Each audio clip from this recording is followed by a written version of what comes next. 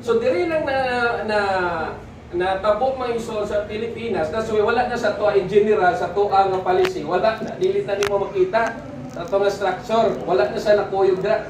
Diri lang na sa Pilipinas nganong may district organization kita. Tungod kaya usa ka pastor diri modala. I think ako na lang ganing pinakagamay karon og kuan churches.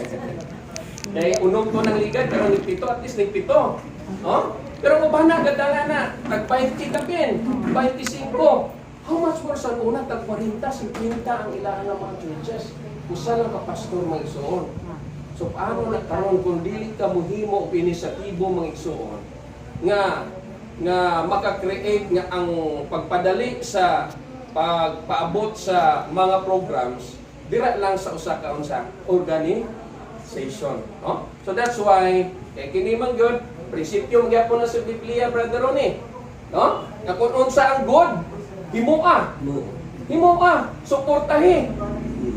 Basta makita mo nga kini unsa epektibo maayo para sa buluhaton sa Ginoo mga kinsunan. And that is still sunod kita sa Bible principle mga kinsunan. Okay? So that's why kinahanglan kita niini.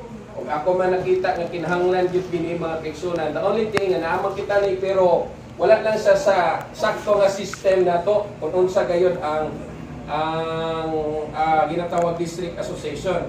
So karon ana kita inline na kita sa ginatawag district association kay anaa na mga representative every department mga kaigsunan. Sa last time na to, wag representative every department. Mostly mga youth lang, no? Pero wala na po youth. Anaa dito. Youth. No? Pero na youth dire na. Ay, tika meeting ba ang youth election ng youth kasunod? Wala. Okay, why? Okay.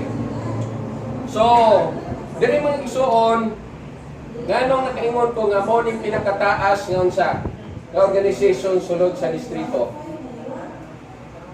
Tungod kay kung ato na pong tan-awon ang atong distrito mga igsuon gikan sa ato nga district pastor ang mosunod ni ana nga mga officers mao na